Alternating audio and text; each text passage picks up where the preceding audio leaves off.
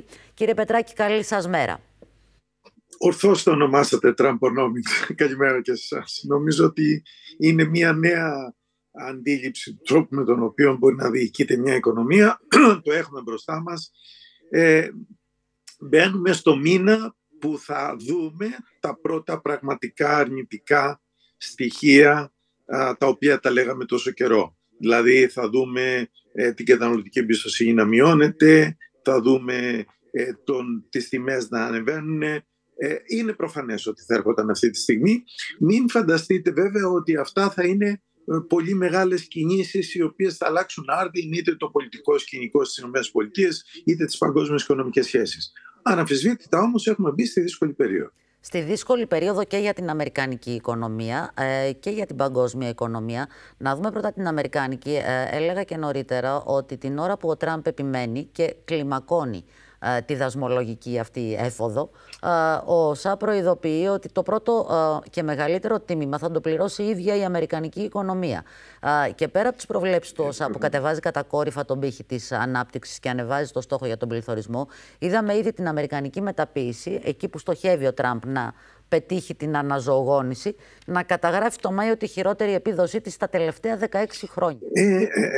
Βέβαια, διότι τώρα πλέον οι επιχειρηματίες σκέφτονται απεσιόδοξα για τα επόμενα 2 χρόνια. Γενικά, να σας δώσω να καταλάβετε, από ό,τι βλέπουμε από τα μοντέλα μας, τα οποία εφαρμόζουμε με βάση τις υποθέσεις οι οποίες κάνουμε, δηλαδή με βάση τους δασμούς οι οποίοι έχουν μπει. Τα 2 χρόνια τα οποία διερχόμαστε τώρα έχουμε μπει στον πρώτο χρόνο, θα έχουν αρνητικές επιπτώσεις, δηλαδή ρυθμός ανάπτυξης, ακόμα και απασχόληση, ακόμα και πληθωρισμός. Μετά στη συνέχεια θα υπάρξει μια ανάκαμψη σε ορισμένα από αυτά τα μεγέθη, ακριβώς διότι θα έχουν γίνει και κάποιες επενδύσεις. Τώρα, θα μειωθεί και η φορολογία. Ναι, θα έχετε μια κάποια θετική. Μην φανταστείτε πάλι κάτι πολύ σημαντικό, απλά θα επιστρέψουμε εκεί που ήταν. Δηλαδή τώρα τι κάνουμε, υπήρχε μια τάση, τώρα το ρίχνουμε παρακάτω για η ανάκαμψη να είναι αυτό, αν θα έρθει, όποτε έρθει, θα είναι αυτό το οποίο ήταν η προέκταση αυτού το οποίο υπήρχε. Και αναρωτιέται βέβαια κανείς για όλη αυτή για όλο τον τρόπο διαχείρισης, γιατί έχουμε ξαναπεί και μαζί ότι ο πυρήνας της πολιτικής έχει ορισμένα στοιχεία για τους Αμερικάνους που πρέπει να τα εκτιμήσουμε και να τα σεβαστούμε. Αλλά από εκεί και πέρα όλο αυτό το οποίο έχει γίνει πραγματικά είναι πρόβλημα. Αυτά για την Αμερική.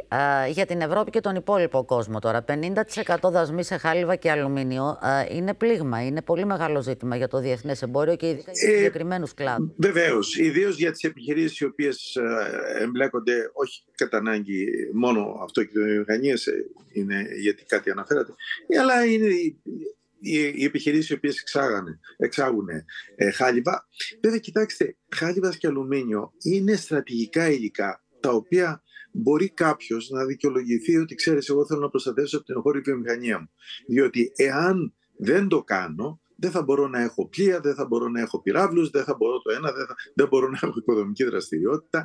Θέλω να πω λοιπόν ότι λίγο πολύ τους δασμούς σε αυτά τα 2 προϊόντα τους έχουμε βέβαιος ότι θα ήταν ψηλοί. Δεν ξέρω αν θα είναι 50, νομίζω ότι εκεί θα μείνουν. Το ερώτημα είναι τι θα γίνει με το γενικό επίπεδο των δασμών και όπως ξέρετε γίνονται διαπραγματεύσεις με την Ευρώπη για να δούμε πώς θα εξελιχθεί. Νομίζω ότι θα έχουμε μια μείωση αυτού το οποίο έχει ακουστεί, αλλά ένα 25 με 30 νομίζω δεν θα το αποφύγουμε. Άρα θα είμαστε σε έναν κόσμο ούτως ή άλλως με υψηλότερους δασμούς, με υψηλότερη προστατευτισμό και λιγότερη παγκοσμιοποίηση, έτσι. Και κοιτάξτε, η διαδικασία της αποκοσμιοποίησης, εμείς ιστορικά την τοποθετούμε το Σεπτέμβριο του 2001, όταν έγιναν οι επιθέσεις στους δίδυμους πύργους. Εκεί θεωρούμε ιστορικά ότι κλονίστηκε η παγκόσμια οικονομία, η μεταξύ των εθνών, των κρατών, των πολιτισμών. Πήρε δηλαδή το πραγματικό χτύπημα, διότι τα περί πολιτισμών και τα λοιπά πήγαν και παλαιότερα. Αλλά έκτοτε έχουμε μια κατοφέρεια, διαπιστώνουμε μια χειροτέρευση των συνθηκών των παγκόσμιων οικονομικών σχέσεων. Κοιτάξτε, έβλεπα το υπόδειγμα της αύξησης των δασμών στις ΗΠΑ από τότε που υπάρχουν, από το 1700 τόσο. Τι διαπιστώνει κανείς? Λίγο πριν τις πολύ μεγάλες βιομηχανικές καινοτομίες, πριν δηλαδή, αφού εμφανιστούν και πριν περάσουμε στο επόμενο κύμα, οι Ηνωμένες Πολιτείες μπαίνουν σε υψηλούς δασμούς για να δημιουργήσουν μια ισχυρή αφετηρία στις καινούριες τεχνολογίες. Τώρα είναι το AI, οι πράσινες τεχνολογίες, είναι τα quantum computing. Αυτά λοιπόν, συν τις άλλες βιοτεχνολογίες, τις οποίες τέλος πάντων, βιοπληροφορική μάλλον, τις οποίες θέλουν οι Αμερικάνοι να αναπτύξουν και να μην τους αντιγράψουν εύκολα οι Κινέζοι κυρίως, διότι αυτοί είναι οι άνθρωποι οι οποίοι έχουν, βάζουν τους δασμούς. Τώρα, οι δασμοί, δηλαδή το έχουν κάνει άλλες 3 φορές στην ιστορία τους, από τότε που υπάρχει το Αμερικανικό έθνος. Θα λειτουργήσουν έτσι ώστε να επιτύχουν αυτό το οποίο επιδιώκει και φαντάζεται ο Τραμπ? Σε ένα βαθμό θα το κάνουν. Με κόστος βέβαια την παγκόσμια ανάπτυξη. Όσα ήταν σαφής. Μείον. Να δούμε, ναι, λέτε ότι μπορεί αυτό το κύμα των δασμών να είναι ο πρόδρομος με βάση την ιστορική εμπειρία της κούρσας της νέας καινοτομίας. Τις νέες τεχνολογίες. Απλώς μια παρατήρηση να κάνουμε. Τι γίνεται όταν ανεβαίνει τόσο πολύ αβεβαιότητα και κανείς δεν ξέρει τι του ξημερώνει την επόμενη μέρα? Αν δείτε το δίκτυο αβεβαιότητας είναι πιο ψηλά, δεν γίνεται. Νομίζω ότι οι δείκτες δεν έχουν πάει πιο ψηλά. Θέτει ένα θέμα πολύ πιο γρήγορα από ό,τι αντίθετο. Να βάλουμε τις AI τεχνολογίες και όλες τις νέες τεχνολογίες στις επιχειρήσεις γρηγορότερα, για να, που σημαίνει ίσως και λιγότερο εργασιακό δυναμικό, έτσι ώστε να μπορέσουμε να αντιμετωπίσουμε καλύτερα την επόμενη μέρα. Δηλαδή ενδεχομένως υπάρχει ένα ζήτημα επιτάχυσης της υιοθέτησης των νέων τεχνολογιών και νομίζω ότι το βλέπουμε και το ζούμε όλοι μας. Δεν έχει ξανασυμβεί τέτοια τεχνολογική μεταβολή να έχει τόσο γρήγορη ενσωμάτωση στην παραγωγή όπως αυτή που παρατηρούμε τώρα με το AI. Της τεχνητής νοημοσύνης και στην επιτάχυνση. Γι' αυτό να το βλέπουμε και στην Ευρώπη και στην Ελλάδα. Μάλιστα. Κύριε Πετράκη, να έρθουμε να δούμε λίγο και τα αμιγώς ευρωπαϊκά που επηρεάζουν και την Ελλάδα. Σήμερα έχουμε στις Βρυξέλλες τη συζήτηση για να καθοριστούν οι όροι και οι λεπτομέρειες ενεργοποίησης της ρήτρας διαφυγής. Πόσο χρήσιμη μπορεί να αποδειχθεί αυτή η ρήτρα για την ελληνική οικονομία, θεωρείτε? Θα σας πω, μια χώρα η οποία ζει με πλεονάσματα έχει λιγότερη ανάγκη τη ρήτρα διαφυγής. Είναι εμφανές. Αντίθετα, χώρες οι οποίες βρίσκονται στο 2% των αμυντικών δαπανών και χρειάζονται να τις αυξήσουν, τι χρειάζονται? Πολύ περισσότερο από ό,τι χρειαζόμαστε κι εμείς. Γι' αυτό, αν προσέξετε, και ο κύριος Δένδιας έκανε μια αναφορά ότι θέλει να χρησιμοποιήσει το SAFE και όχι το ReArm, ακριβώς γιατί θέλει να βελτιώσει. Το ReArm και όχι το SAFE. Ναι.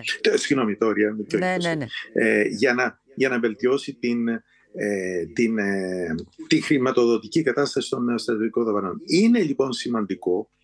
Τώρα για το παρόν θα έλεγα, αν δημιουργεί δημοσιονομικό χώρο, δεν θα έλεγα περισσότερο από όσο έχουμε, διότι έχουμε δημοσιονομικό χώρο αυτή τη στιγμή στην Ελλάδα. Το ερώτημα είναι τι τον κάνουμε, θα έλεγα. Πολύ περισσότερο. Δεν έχουμε απλά πλεονάσματα, έχουμε υπερπλεονάσματα. Δηλαδή το είπατε εσείς και δεν ήθελα. Το ερώτημα είναι, κάνουμε την αρίστη χρήση του δημοσιονομικού χώρου, τον οποίο δημιουργεί η σύλληψη της φοροδιαφυγής? Κοιτάξτε, είναι ένα ζήτημα που θέλει αρκετή συζήτηση. Πιστεύω ότι το γεγονός ότι η κυβέρνηση δεν προτρέχει στην άρση των συνθηκών δημοσιονομικής ισορροπίας, νομίζω ότι είναι θετικό. Νομίζω ότι θέλει πολύ μεγάλη προσοχή. Θα ήθελα να έχουμε ένα πιο μεσοπρόθεσμο σχεδιασμό. Μην ξεχνάτε ότι τώρα το νέο δημοσιονομικό πλαίσιο με την Ευρώπη τον επιβάλλει. Θέλουμε τετραετή. Υπάρχει ένας πενταετής, υπάρχει ένα τετραετής ορίζοντας σχεδιασμένος μπροστά μας. Θα ήθελα εκεί να δούμε σε τετραετές, σε μεσοπρόθεσμο δηλαδή ορίζοντα, τι είναι εκείνα οι τομείς και οι δράσεις, διότι δεν έχουμε πολλές δυνατότητες, δεν μπορούμε να κάνουμε ό,τι μπορούμε να φανταστούμε. Υπάρχουν περιορισμοί, υπάρχουν όρια, που μπορούμε να αξιοποιήσουμε αυτά τα δεδομένα τα οποία υπάρχουν. Νομίζω ότι σιγά σιγά θα το διακρίνουμε. Δεν είναι, ξέρετε, το ζητούμενο μόνο να υπακούμε πλήρως, όχι, το ζητούμενο είναι να υπακούμε πλήρως δημοσιονομικές ανάγκες, αυτό είναι σαφές. Από την άλλη μεριά, από εκεί και πέρα, θα πρέπει να δούμε ακριβώς την καλύτερη δυνατή αξιοποίηση. Εκεί χρειάζεται ένας μεγαλύτερος σχεδιασμός και νομίζω ότι θα τον δούμε σιγά σιγά. Μάλιστα. Κύριε Πετράκη, ευχαριστώ πάρα πολύ για την ενδιαφέρουσα, όπως πάντα, και εγώ σας, να είστε καλά. Καλή σας μέρα.